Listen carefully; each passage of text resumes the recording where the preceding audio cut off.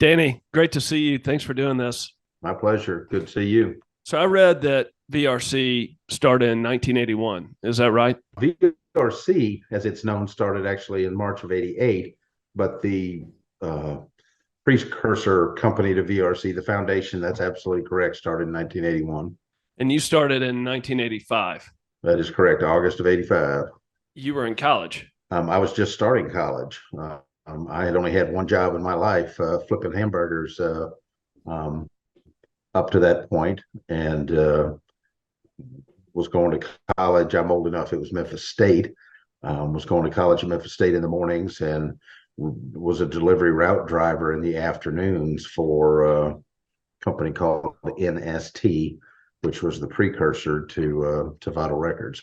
And as you know today, you have 80 actual locations, correct? You serve 200 markets across the country, all over the United States, including the Bahamas, and you do well over $100 million a year in revenue. Is that right? And you have close to 2,000 people. So we're in 80 physical markets, 26, 27 states. We service every state in the United States except for Hawaii. I have a lot of my team that's volunteering to help get Hawaii going, but we're not in Hawaii yet, and that includes Alaska. And the only international location is in the Bahamas. Sales are a little closer to 350 million rather than 100. And yeah, we've got about 2,000 employees. That's correct. When did you start to know that this was more than just a job to get you through college? I had been working as a driver and taking on other duties, including selling safety deposit boxes on the weekends for extra money. And we were in the safety deposit box business at the time. And my manager gave her notice. She was terrific, and but gave her notice she was getting married, and big life change for her, and a 24/7 365 operation like our company just didn't make sense for her anymore. And I went to my boss and just said, hey, you're probably going to ask me to help train her replacement. I'd rather just have that job, and I'll go to school at night, and I want to be the manager. And he said, nah, no way, no way. A couple of weeks later, he came back, and now I look back in hindsight and realize he probably couldn't just find anybody. But he came back and said, all right, if you're really willing to do this, let's do it. And so either the second half of my sophomore year or the start of my junior year, I took over as the manager of this of NS&T, and Vital Records didn't exist yet, and so that was my first taste of management. And to answer your question, the realization where, hey, maybe this is more than just a part-time college job. Maybe there is a career of some sort here. Like, were you kind of down at that stage in life, or just high energy, optimism, and I'm to this day an optimistic. I don't like to do things that are risky, but I am willing to take a little risk, whether it be with myself or whatever the topic may be. And I've always had plenty of self-confidence. I'm not afraid to fail. You got to be willing to get out there and have the gumption to do things. And so for me, it was a natural. I got this. I got this. I'm probably more tempered now. I was probably much younger and much cockier, but today I like to think I'm a little more tempered. But I have always been more optimistic than most of my partners and friends and business people that I interact with. And none of that's negative. You need the right balance of optimism and pessimism in any group of people. And I'm just always going to be more on the optimistic side of things. so like when you see something or you see an issue that other people are seeing the worst case scenario in, what do you see that gives you that sense of optimism? I believe that doing things the right way, VRC is a service company. I have never sold a product in my life. My entire career has been selling services, and I'm a big believer in that. If you're selling something that your customer needs and you're doing a good job providing that service after you've sold it, that you can work your way through anything, whether that be a legislation change, a recession, a COVID more recently, whatever that may be. Um, if there's no reason to believe that you can't deal with whatever situation comes up, big or small, in your life or in your career. I mean, you have to deal with it. So, just hit your pants up and deal with it. I mean, it is what it is. And you were that way then. Oh, absolutely. Maybe, like I said, maybe more so. I had the benefit of youthful ignorance back in those days, because I would have been I would have been 19, maybe. Yeah, I would have been 19 when I became the manager at NS&T, and when we opened VRC, and I was given the opportunity to see what I could do with it. I was 20. I was 2 months away from my 21st birthday. So I started young and have had the benefit of maybe having that youthful ignorance. Sometimes ignorance is bliss, whatever that saying is, and sometimes it's not. But maybe in this regard, it never occurred to me that we might fail, or that we might not get it going, or that we might not make this a good thing. And I mean, that just never occurred to me. And I think that's still my attitude today. Sitting around thinking about how we fail is not how my mind works. I'm thinking about how we're going to succeed, not how we're going to fail. And you said roughly $350 million a year in revenue, 2,000 employees. And I know we'll get into the depth and how things have evolved, but what exactly did this 3-person NST business do back in 1985? So NS&T there's probably about a dozen of us. VRC started with 3 people. So National Security and Trust was in the Eastgate Shopping Center here in Memphis, and it opened up as a safety deposit box facility. A lot of money was spent, 1981 dollars, not current dollars, to build the safety deposit box facility. Huge vault, beautiful facility, but you can't charge enough money to make money at a safety deposit box facility. All of the who's who in Memphis, and a lot of us just regular folks had safety deposit boxes there because you could get in 24/7, 365. That was the premium pitch. Rather than being at the mercy of a bank, you can come and go as you please. Well, that's expensive to staff 24/7, 365. And the bottom line is the safety deposit box business was struggled. In the 80s, computers were making their mainstream appearance, and they were very fragile, and you had to back them up multiple times per day. And those backups were in huge configurations, whether it be a disk platter that looked like a gigantic cake box, or whether an old-fashioned reel-to-reel tape that people associate with music. But for a while, that was the primary backup in the computer world. And so we would go around the computer centers, or the data centers as they were called, around Memphis, and in some of them we'd go twice a day and pick up the fresh backup, and would bring the backup from 3 days ago that was now old. And so that media vaulting business, that's still a business today. It's shrunk over time because, of course, technology has shrunk backup media, and many companies choose to do that electronic. Some do a hybrid of physical and electronic. So we're still in that business today. We're not in that facility in Memphis anymore, but we're still in that business throughout the country today. But it's not a significant component of our business, just because technology has evolved so much in the last 35 years. So computers, just continuing this thread, what did you do in the 80s with a computer? You may not be old enough to answer that question. You printed it. Nobody wanted to look at it on this little itty bitty monochrome monitor. So you printed everything out of the computer, now that you had all this computing power at your fingertips. And so paper exploded in the late 70s and 80s and into the early 90s. And many of our customers that we were taking care of with the computer tape backups came to us in the late 80s and said, look, we need you to get in the paper records business. We need help. We have all these cartons of paper. We don't know what to do with them. So we bought the records division of a small moving and storage company, secured a multi-year agreement with International Paper, and used those two foundational pieces to launch Vital Records Control in March of '88.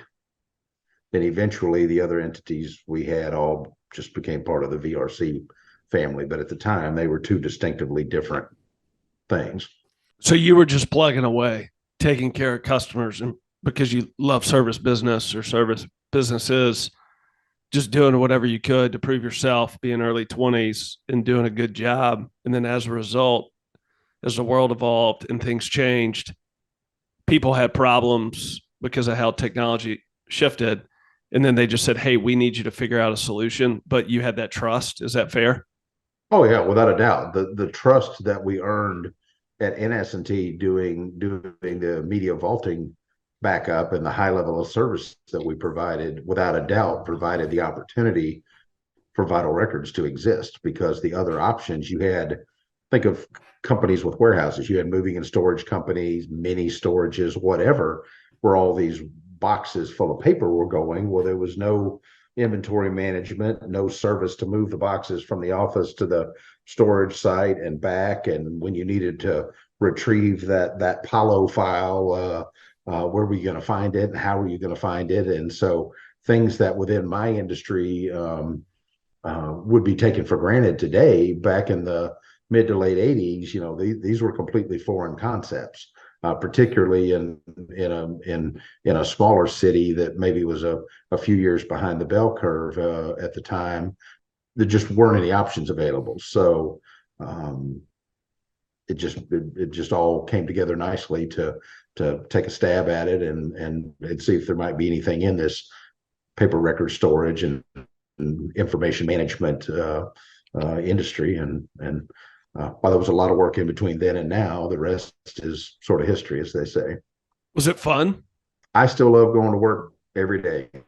I don't love I don't mind saying I don't necessarily love the monotony of managing all of the various pieces and parts that go. I do it, and I do enjoy it in a sense, but I thoroughly enjoyed back in that day and probably those couple of decades where we were just out doing it, and there's a lot of people in our industry that started and had small, medium, and large size dreams. And I always had large dreams for VRC, and perseverance is a vastly underrated skill. And yeah, I love what I do. I loved what I do then. I love what I do now.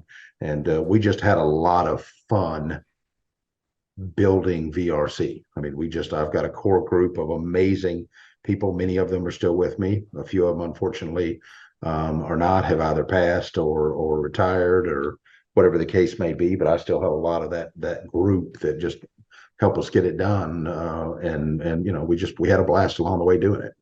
What do you think was most important to them, to where you had that core group for the most part that made it all the way through? What were they looking for? Aside from the obvious, as a company is growing, the people that are helping making it grow, VRC is very much a company, and it's true today. You get out of it what you put into it. So if you get in and put an effort in, VRC will reward that effort. And so certainly I think that's part of the appeal to that core group, and hopefully even some of my newer folks, that if you get in and lean in and get after it, then VRC will reward that. You hear so many horror stories of companies where you go in and no matter how hard you work, everything is cookie cuttered and monotonized and all of that. And I don't know anything about it because I've only worked at really the one place my whole life. But at VRC, I've just got that group that took great pride. So they were able to grow and provide and raise their families and provide for themselves as their roles and their compensation and their responsibilities grew. But also who wouldn't take great pride in helping build something? You've helped build it.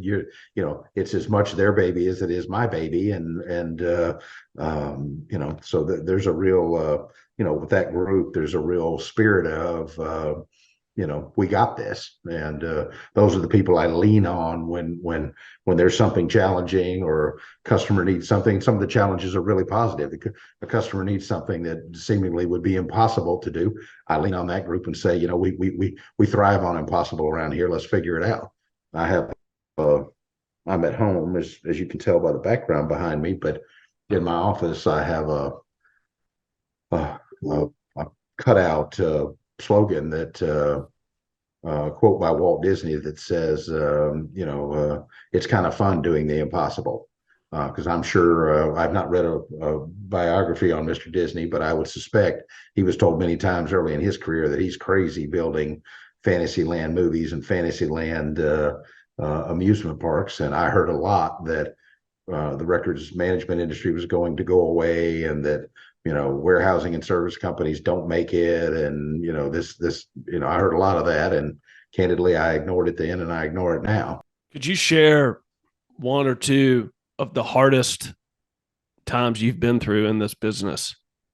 A couple of personal losses in the last 2 years. I've lost 3 of the just really pillar members of my team. As I said, I started young, and I had folks that, I guess, I don't really talk this way, but that worked for me. I view us as working together, not somebody works for the other one, but that worked for me, that were significantly older than me, and I always felt like I got more out of the relationship from them and their experiences than I was able to in return give to them. And I have lost some of that, and that talent is so hard to replace. That innate trust where I don't even have to, I wouldn't even have to reach out to these couple of guys if an issue went across their desk, positive or negative. They knew exactly culturally how we wanted to handle it, how I wanted it handled, and those are hard to replace. When there's just certain people, when you lose them, it's just really, really hard. So that was very challenging for me. That's fairly recent. And then, candidly, just growth in general. Growth is great. VRC has done what's really only been done in our industry. And our industry's been around about 60 years. What we've done in the last 5 or 6 years has only been done 2 or 3 times in the history of the industry, growing so rapidly and going from being regional to being national. And but you also have new scale and new challenges, and you don't want to lose that entrepreneurial customer comes first spirit as you suddenly find yourself with a much bigger size and scope. And those are challenging things for us that we want to make sure we want to keep our identity in that brand and what made such a loyal customer following at VRC, keeping that going. And so those would be the 2 most recent things. I candidly cannot think of some sort of seminal moment 10 years ago or 20 years ago that, hey, this happened and we had to deal with this or that or whatever. Maybe our business just isn't that exciting, but I can't think of anything that was this seminal crossroad of we had this problem, we had to do this, that, or the other. We've just been very heads down, pencils up, growth minded, take care of the customer and the growth will come. And that's worked very well for us for 4 decades. And I guess your business is so integral to how the company operates and works that it's stable. That's at least Danny's secret sauce. I take great pride in the fact that I know that a customer needs the services that we provide. They don't have to use VRC to get those services. They can do it themselves. They can use a competitor. They can, we're not the be all, catch all, be all, but I know they need it. It's in COVID terms, we are an essential service. People need help with their information governance, regardless of how they choose to get it. And so I've always been able, even at that young age, that cocky young guy we were talking about, I've always had the ability that I I know when I'm sitting across the table from somebody and having a conversation, I know they can use what we sell. I'm not trying to convince them whether or not what VRC does makes any sense or not. Kind of like a bank. A bank is trying to convince you to deposit your money into their bank. I'm trying to convince you to deposit your information into VRC, whether that's digitally, whether that's physically, whether that's a hybrid of the two, whether you're asking me to take your physical and slowly convert it to digital, whatever you're doing, we do all of that. I just want you to deposit your information with me. So you touched on something that is very core to kind of the secret sauce of both for me personally and how we teach our sales and development and leadership folks is you don't have to have the stress of somebody can decide if they want a uniform service, not to pick on uniforms, but can decide if they want a uniform service or not. That's an optical decision. You cannot decide if you want information governance or not. You have to have it. Now you can do it different ways, but that's a really in tune question to ask. That's a big part of the secret sauce around here. Yes, sir. What could you share? You said 80 locations, close to 3,000 employees. You yourself decided to let go of your college degree to evolve with and grow this company. Did you somehow or other talk to my mother before? Well, am I wrong on anything? Before this podcast, to your mother and my grandmother is long gone, but to your mother and your grandmother, you are not a success, and unless you have that college degree in your hand. And there's a certain fairness to that in the context that going to college is kind of a project, if you will, and if you started it, you should finish it. But I was actually a senior at Memphis State and was within probably 10 classes, 12 classes, whatever, of finishing. But by that time, VRC was really starting to take off. I had met someone and was ready to start a family. And just like so many people that find themselves in, do I finish this journey at college or not?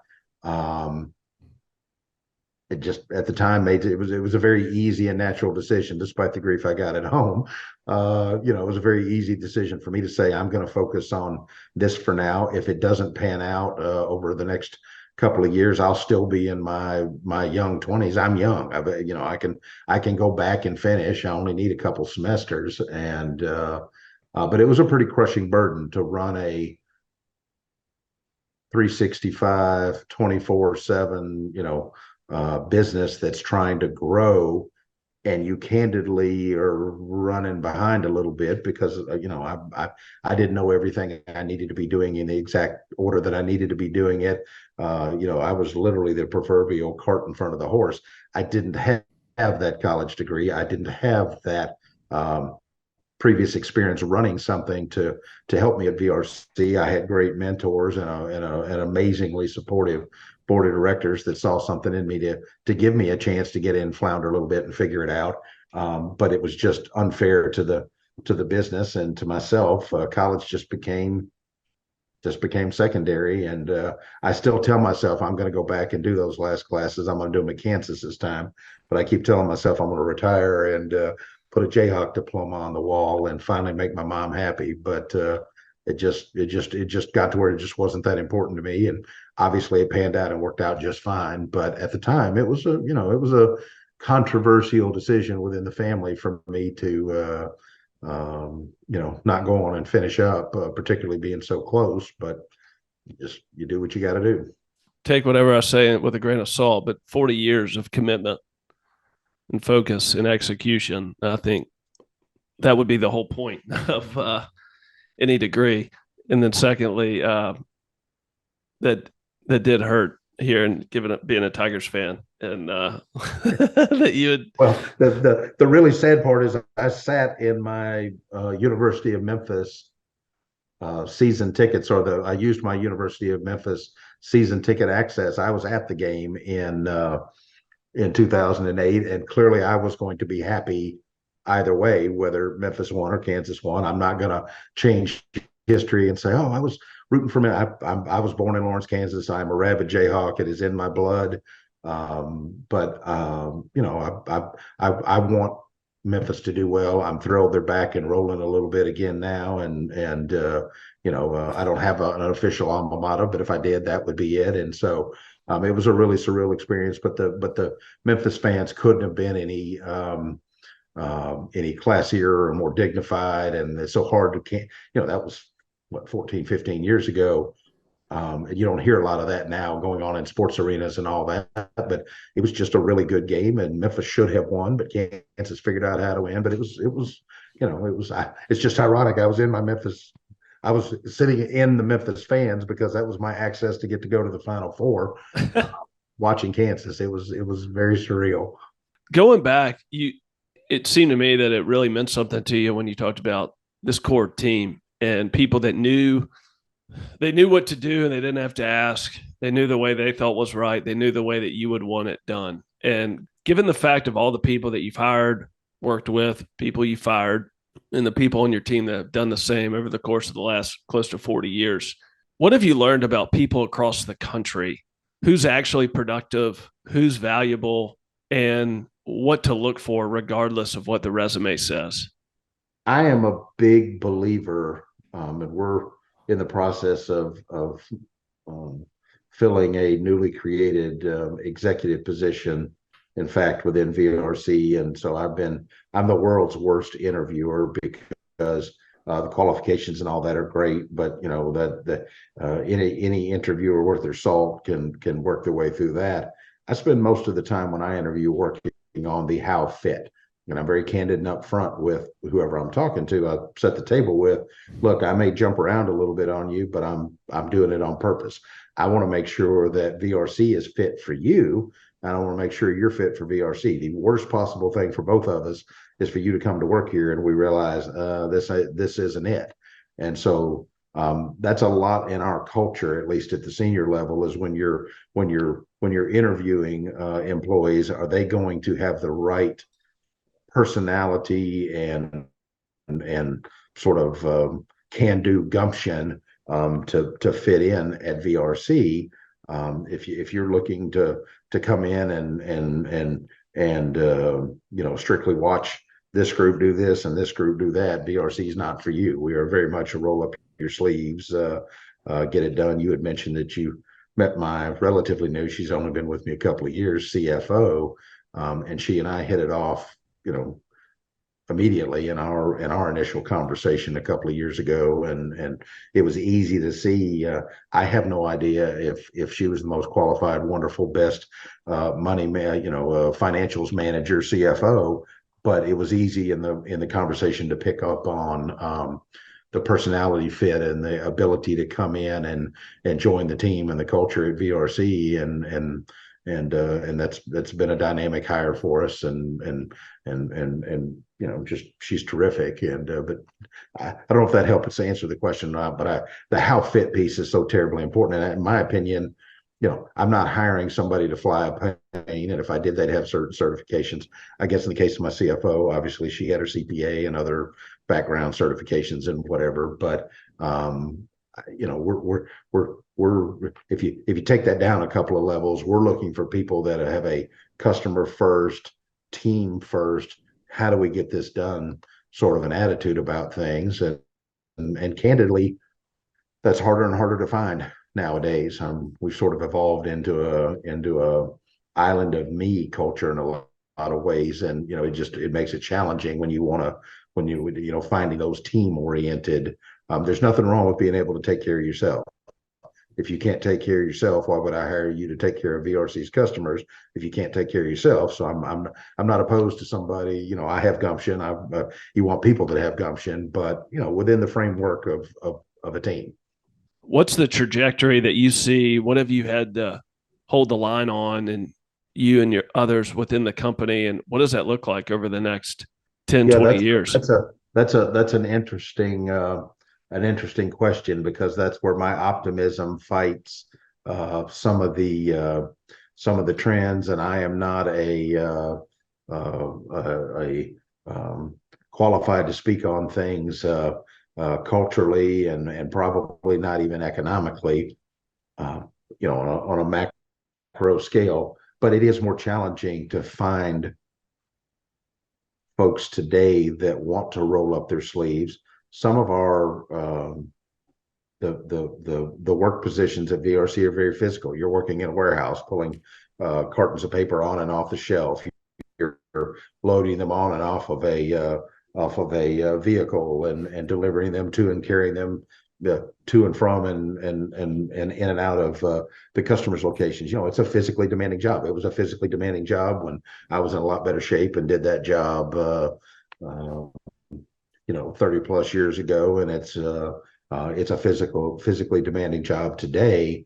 But I would say that, over time, finding folks that are willing to come in and take those more physical jobs or those customer support jobs where, if a customer's upset, it's only because either we're not getting it done as crisply as we need to get it done, or they've got somebody on their side barking at them that they need this and they need that, and frustrations roll downhill in life, and finding people that are willing to play intermediary on customer relations. Those are just challenging positions and challenging things for us, and so I everybody I know, whether it's in my industry or outside of my industry, is having the same challenges, and those sort of what traditionally would have been considered really good,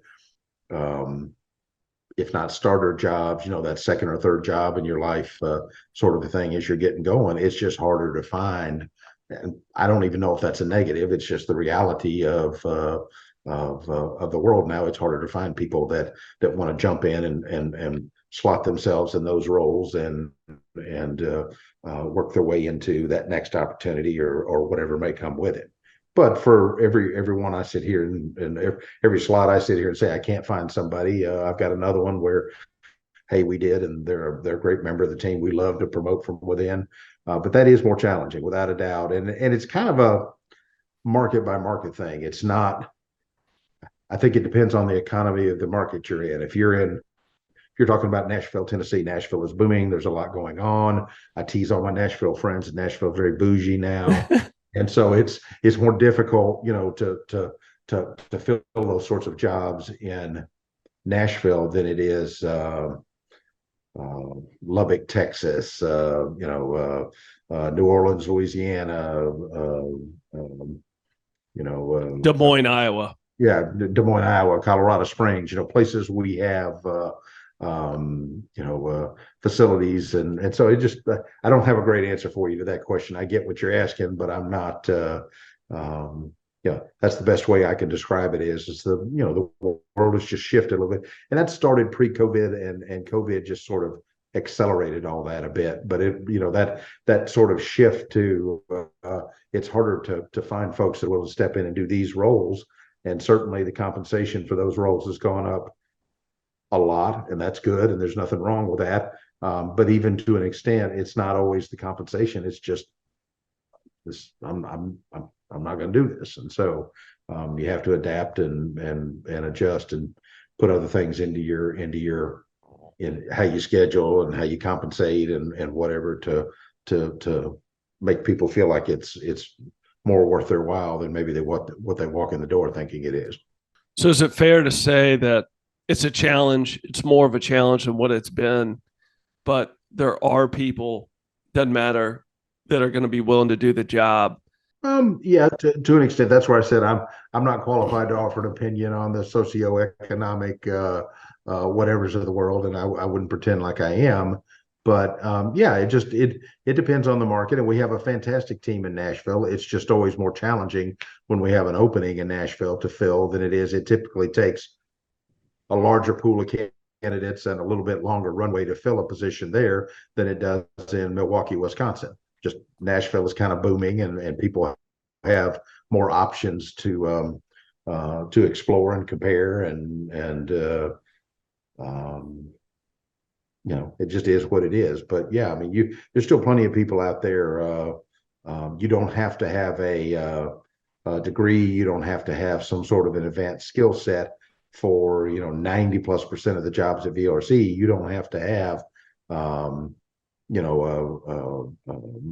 this long list of prerequisites in order to come and work and provide for yourself at VRC. To go back earlier to how things have evolved. So when computers became mainstream, what you're saying is you already had paper and paper management, but then when things started to be printed, that just exploded your space.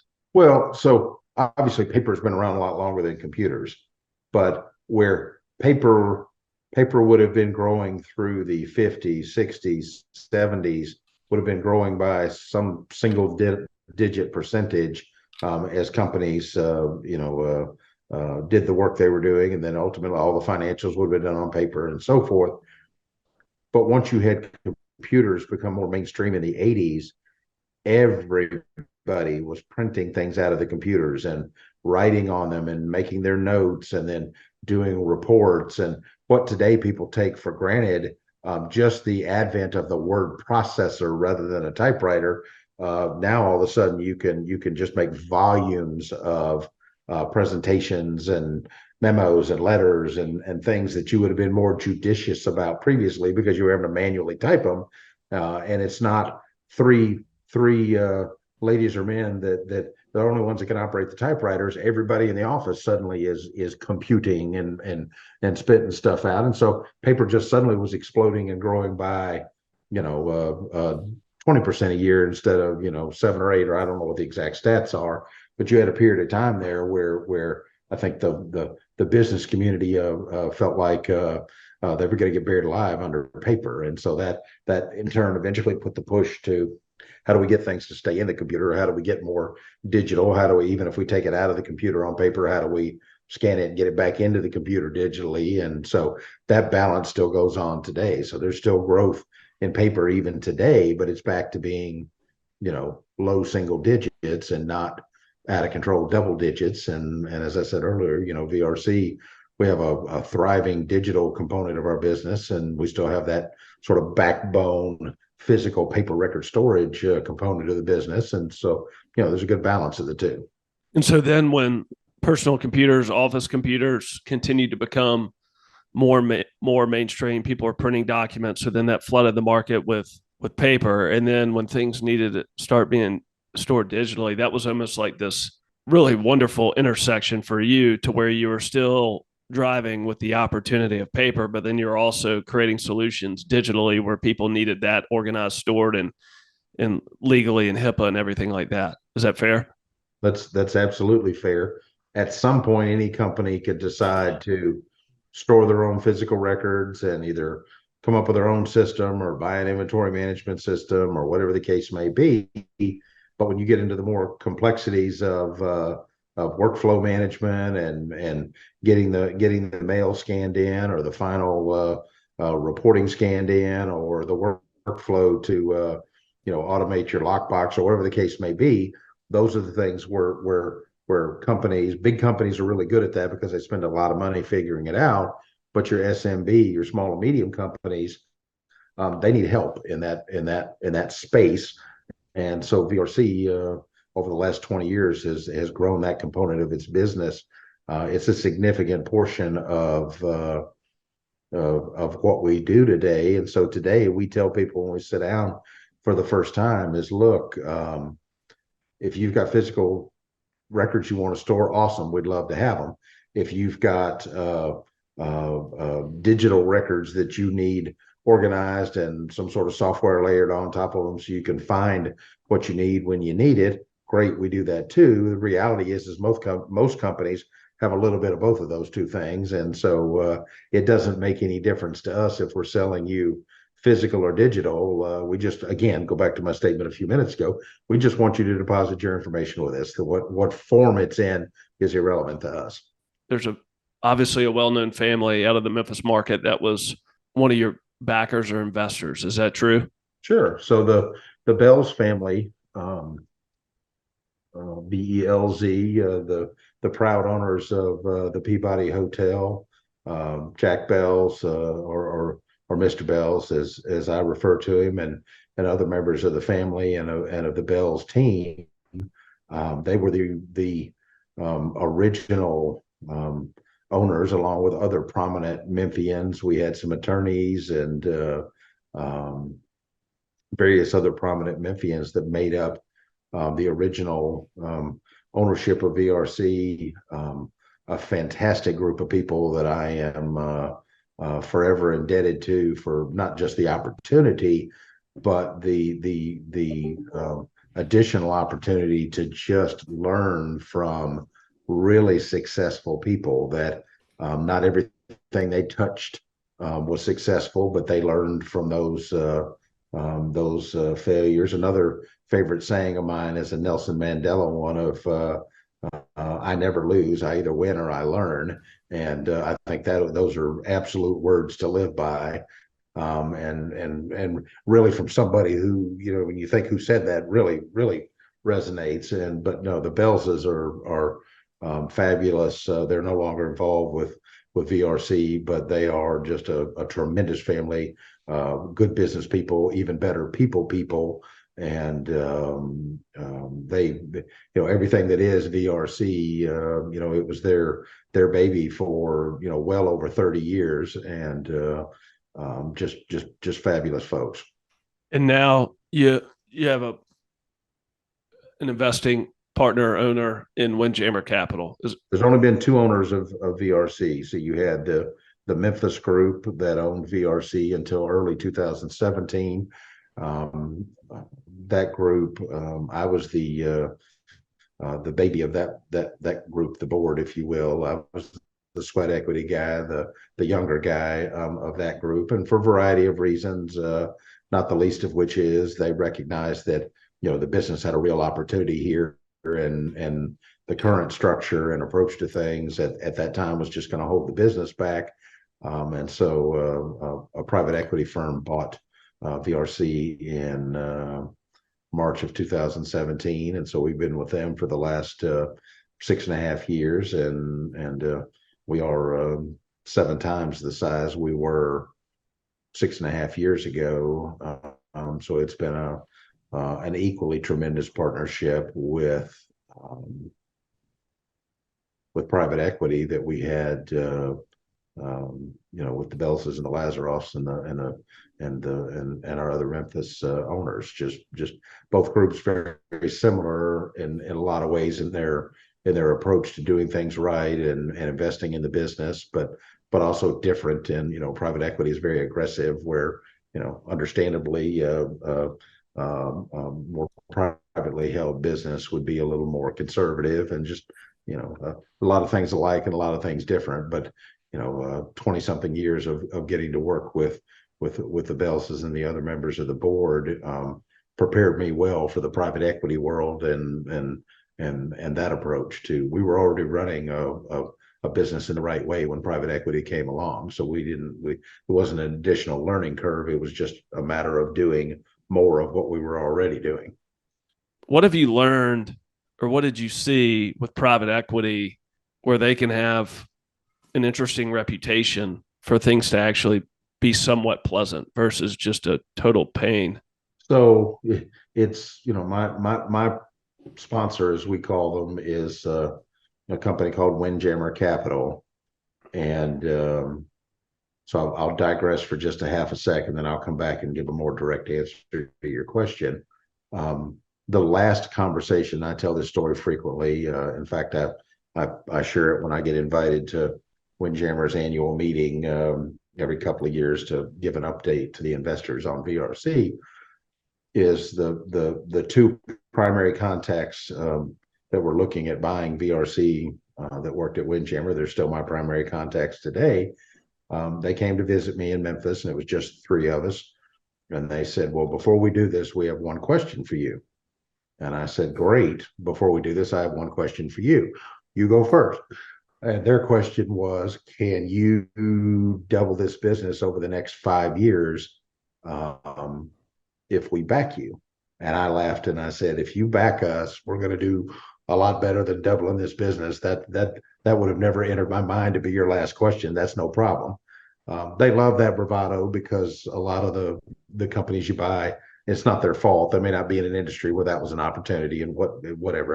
It's a self-serving comment, but I kind of chuckled and said, that's no problem. And as I mentioned earlier, we're 7 times the size we were 6 years later, we're 7 times the size, much less only being double. So that was no problem. My question to them, which goes into the theme of your question and our entire conversation so far, my question to them was, are you going to let us run the business? And this has to continue to be VRC. I can't, as much as I want to do this deal and as much as I see the personal opportunity for me, if this is not going to continue to be VRC, I can't do it. I won't do it. And they kind of chuckled and said, "We don't want to run the business. We don't have any extra people we're going to come over and put in the middle of your business as long as you're running the business the right way and the legal and ethical and correct way, and you're hitting your numbers. You're going to run the business, and we're going to provide you capital." We all sit around and tell each other that story from time to time and kind of laugh about it. But it was a very poignant, straight to it. So going back to your question, as with so many things in my life, I don't know why I have all the blessings that I get. And, Windjammer is just was a terrific blessing. They are a terrific partner. They are super intelligent business people. I've helped make them a lot of money, but I have ashamedly feel like they give me a lot more than I give back to them as far as the knowledge exchange goes. But they are just they've been terrific to work with. I have heard many of the private equity horror stories that you're alluding to. I haven't experienced any of that. I think any group of people or industry or collection of anything, it's kind of that, that rule that 20% is going to be exceptional. I'm fortunate that Windjammer is in that 20% that's exceptional. You're going to have 20% that are horrible of any group, and that's the portion of the group that everybody wants to talk about. And then you've got the other 60% that's just kind of in the middle. It's hit or miss in what you're going to get, but I have not experienced any of the negativity. I've heard a lot of the stories, and when I'm at the different conferences, and so I'll hear different things about folks and their sponsors and this and that and the other. But I'm completely unqualified to have any commentary on that at all. I couldn't be any happier, and they are just pro VRC. They want it done the right way. We are very much in complete alignment on what we're doing and how we're doing. What do you think the Bells family and others saw in you? I would occasionally tease Mr. Bells about what were you thinking? I would no more hire a cocky 20-year-old, or in his case, promote a cocky 20-year-old kid to run a department or division within VRC, much less some sort of startup entity. In different times, we're talking late 80s versus we're in the 2020s now. And by the way, Jack Bells is the singular most intelligent and gracious person you probably ever have an opportunity to meet. But he would look at me with a twinkle in his eyes and say, "It worked out, didn't it?" And so I think the candid truth of the matter is they maybe saw somebody with just enough cocky and arrogance to I'll use a sports analogy that sometimes you don't need a veteran, sometimes you need a kid just to get in there and see if he can shake it up. And the reality is they didn't have much to lose. It was still an investment, and VRC was a startup opportunity, but the reality is, in the scheme of things, it wasn't an enormous portion of the investment portfolio for the family or for the other owners. So there was a fairly light amount of risk to say, hey, there's huge upside here and very little downside, and this guy really wants it and thinks he can do it, so let him have it. And so I don't know if it's so much what they saw in me, or maybe a little combination of the two. But I always answer that question myself, kind of in a self-humorous way, just to say I don't think they had much to lose. So what was the harm in letting him have a try at it? And as Mr. Bell said, it did work out. It worked out for them, and it worked out for me. So who am I to question their decision making? 2 years from now, year and a half, you'll be 40 years in this business. Has there ever been a season or a year or two or a gap where you were checked out, or you were really struggling to find that motivation of enjoying building this? Yes and no. never the business, never the team, never the mission that we had going on with VRC.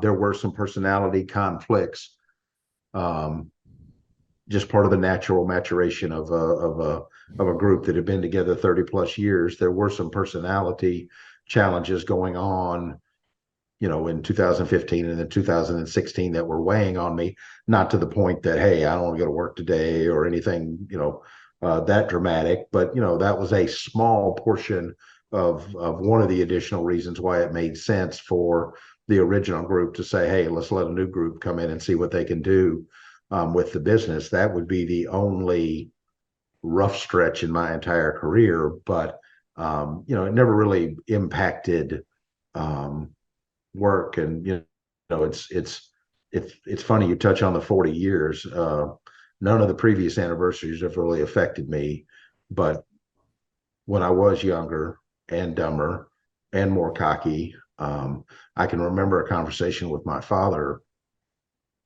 I'll try to get through this without choking up, where I told him, because he worked 40 years at one company, all in middle management, and I teasingly, and I didn't mean to offend him, but as so often with fathers and sons, I ended up doing it anyway. He was good at doing it in reverse. And, I just said, I'll never work 40 years at the same place. That's crazy. And, you got to get out and do this and do that and be willing to take risks and this and that and the other. And here I sit, I'm less than 2 years away from 40 years. At the same place. I lost Dad a few years ago, so he won't be here to roast me at whatever dinner or celebration we have for 40 years. But that's a big date to me. I don't think about it a lot, but when you've mentioned it a couple of times that I'm nearing 40 years. It's personally significant to me just because of that one awkward conversation with my father so many years ago, and so it's a big deal to me. From my side of it, it's just respectable, the commitment and the drive. I've raised a family, and uh, you just don't think about it like that. If you enjoy what you're doing, and you recognize that every day isn't going to be sunshine and rainbows, as the saying goes, that sometimes it's going to rain. Um, it really has not been. It hasn't been burdensome where I'm counting the days, weeks, years. Candidly, it's flown by. I can vividly remember things from 30 years ago just as easily as I can remember things from 3 years ago. And it's really been a pleasure. Did not getting your college degree, has that ever held you back? Or has anything with your inexperience, your background, ever held you back from as things scaled and management and people? Degree, candidly, no. I made up for my degree in grit and experience, and Mr. Mandela's saying. I've always had a different personal saying that I'm slow, but I learn quick. Meaning, you might get me once, but you're rarely going to catch me making the same mistake twice, which I think is just a different variation of his quote. The challenge for me, and I'll answer the question differently than what you asked it. The challenge for me is I don't have any other companies, experiences. I don't have anything to benchmark against. I've been at VRC and have been fortunate to help grow it from 3 people to 2,000. So each time there's a new topic or a new plateau or a new this, that, or the other discussed, I don't have anything to go lean on. So it's a tremendous blessing for VRC that you've got this central person, good, bad, and different, that's been here for the entire ride. But I have to be self-aware enough to learn to lean on other members of my team and even occasionally outside resources to say, look, I don't have any experience as in this topic we're talking about. I don't have anything else that I can compare. This worked, this didn't work. I don't have any benchmark because this is all I've ever done. So it certainly doesn't limit. I think that's just part of being self-aware to recognize, that just because it's a blessing over here doesn't mean it isn't a challenge over here. That would be how I'd answer your question. That's been the biggest thing for me. If you've only done it one way, your way or the company's way, for 4 decades, maybe the better mousetrap is how the guy across the street's doing it, or the gal across the street's doing it. I need somebody to tell me what that is, because I don't know. You said earlier those partners from Windjammer Capital, they said, can you double the business? And how many years did they say?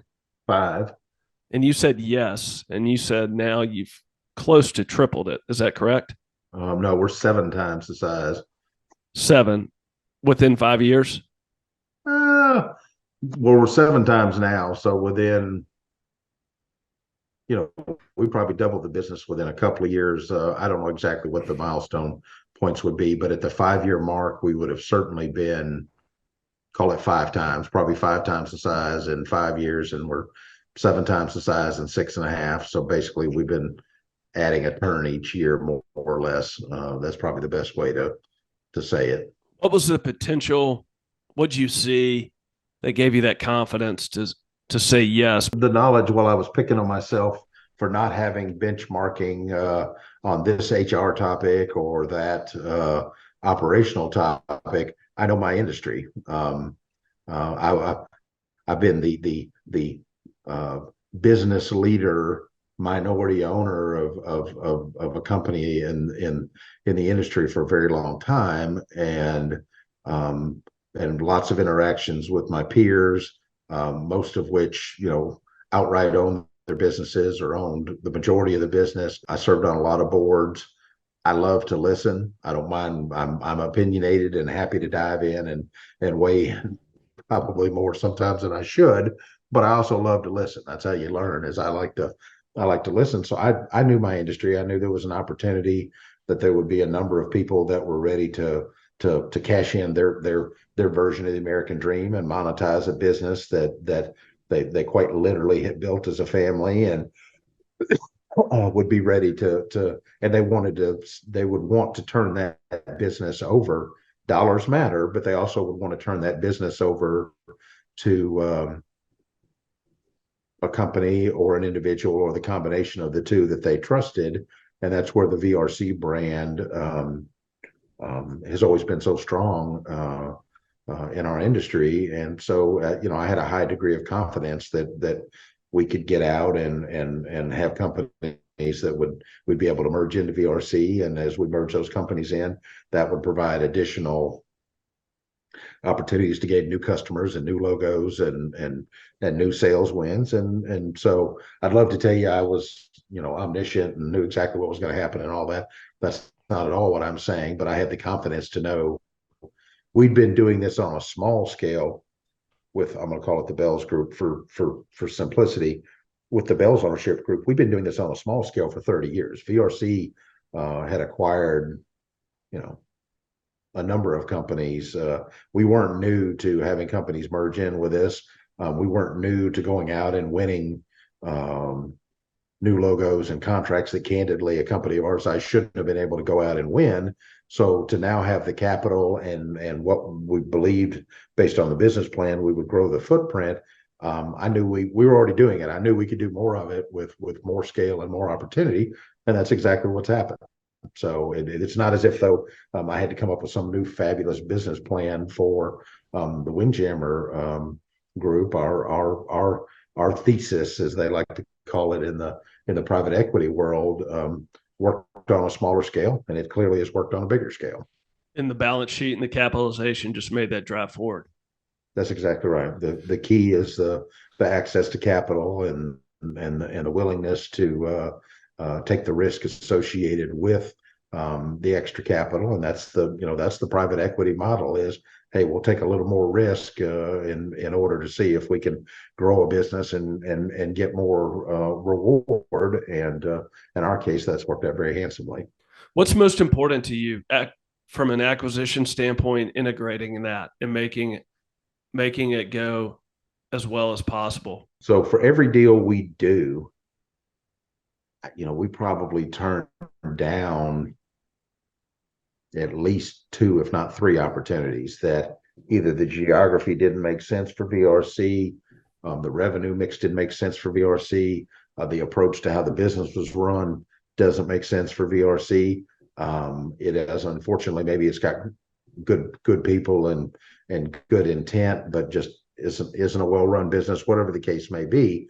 That while we've been, big in the acquisition space for a number of years now, we are still relatively choosy. We're having great success. We don't need to go out and do anything that is risky, or if it doesn't check all the right boxes, we're just not going to do it.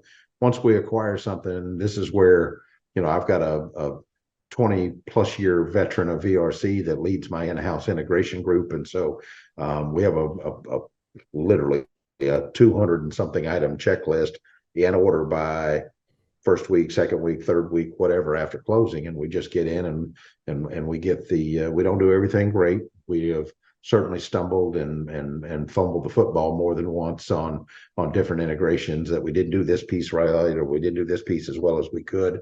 But, we try. We've got a group and we have a process, and, it has worked very well the vast majority of the time. But I would never sit on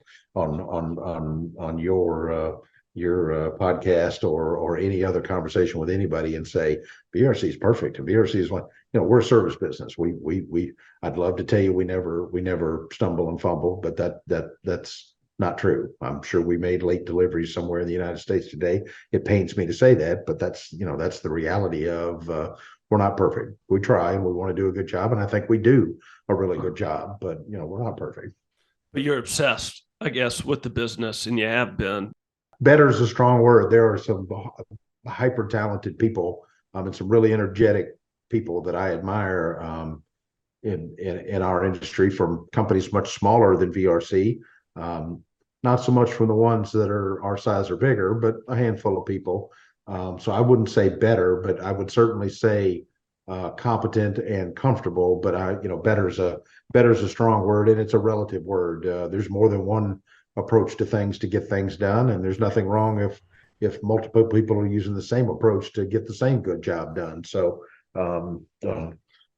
not being defensive, but better would be a strong word. But yeah, we're comfortable in what we're doing and who we are. We recognize, I've used this expression a couple times, and I wear my team out with it. But even if you've got a good mousetrap today, it doesn't mean you can't build a better mousetrap. And we're working now to build several areas of the business where we could use better mousetraps, whatever that may be. Our approach to invoicing, our approach to analytics, our ability to get AI into the business, whatever the case may be. Get busy evolving, or get busy dying. What was the revenue back in 1985? So 1985 would have been pre-VRC. You would have been just NST. So I'm going to guess it was probably, I don't know, call it $3 million. I think the better question for you to ask me was, what was the first year revenue for VRC as we started that new venture in 1988? It would have been more like $300,000 or $400,000. That first year, as we were getting in and getting going and trying to get the business moving forward. Your team, your investors, and yourself have grown a business from 300,000 to 300 million. That is correct. What have you learned, and what advice would you give to any entrepreneur, or any executive for that matter, of a high functioning operation? What have you focused on first thing in the morning, day in, day out, doesn't matter what's going on, to execute? There are no shortcuts. If you're taking shortcuts in how you lay out your facility, how you lay out your processes, how you approach your sales and marketing, your accounting, your HR, take your pick. There are no shortcuts. If you try to take shortcuts, it doesn't mean you have to over engineer. It doesn't mean things can't be simple, but if you take shortcuts, it will come back and bite you almost every time. And then I think it's important to understand what are the daily things that you need to either do or review or both to be successful. And obviously that's different for different people. For my folks in the markets, what we internally refer to as the field team, they need to be looking at delivery performance the day before, and making sure first thing in the morning. You asked, what do you do when you get in first thing in the morning? You best make sure that everything's processed and ready, and you're getting your drivers out the door, and those ladies and men are ready to get out and get the customer serviced, because in the end, getting the customer serviced is the top priority of the day. Whatever else we need to do administratively or human resource wise or whatever, the customer doesn't care about that, nor should they care about that. We need to weave that in between or after taking care of the customer. And lasering back to me, my day starts out each day. I'm fanatical about keeping my inbox clean. I find it disrespectful for someone to send an email, even if it's a salesperson that clearly got me off of some list. They may get a response from me, nothing more than please remove me from your list. But I just find it disrespectful to not respond to an email. So I'm very fanatical about making sure my inbox is clean. And even if the response is, you know what, I forwarded this to so and so, or hey, I'm on this and I'll get back to you. Or in the perfect world, here's your answer. I view my internal employees as internal customers. That's the term I use when training when I get an opportunity to provide any training or mentoring to internal managers or internal executives at VRC. Is we have external customers and we have internal customers. My job is to give my internal customers what they need in order to be able to service the external customers. That's the circle of life within VRC. So my day revolves around, it's a pretty healthy mix. I'm doing things to help internal customers, and I'm doing things to help external customers. It helps me just to compartmentalize it like that. Just being prompt, high level of communication, responsibility, and prioritizing the customer and top down, and you're keeping things simple, and that's how you've operated. And you're saying that's been instrumental. We're all about keeping it simple. Folks that come to work for us, that come from larger organizations, it takes a little bit culturally to adjust to. We're not going to have 5 meetings about that. We're not going to set up a chat room about this. We're not going to do this about that. No, we're not. We run lean. We got jobs to do. You're empowered to do what you need to do. Everybody needs to be informed, and nobody should be in the dark about what's going on. But we're not all going to be in the middle of everything. That's just not an efficient way to run a business. Got it. Last question I got. Could you just share for a couple minutes what to expect with AI, with automation, with your work, how you've evolved, and where you see things headed? So we're really excited. We don't use AI really for much of anything. A few third-party software processes use it, but VRC has its own developments in our blood. We have our own software packages and always have. We basically sell 4 main things at VRC, and 3 of the 4 we have our own internal software that interfaces with our clients and that we manage. So AI is very much on our radar. We've already identified areas within all 3 of those different software packages that, hey, we could ingest the requests from customers and use chatbots to populate those requests. They'd be more accurate. They would be that would decrease the SLA by X number of hours. There's a possibility for savings there, etc. And then there's a lot of, especially our digital services, that you just can't do enough human QA work that a bot can get in and in seconds do what I could have a team of people doing for a week. A chatbot can go in and do in seconds when you get the parameters built in for look for this and this and this from a QA standpoint. So we're really excited about that.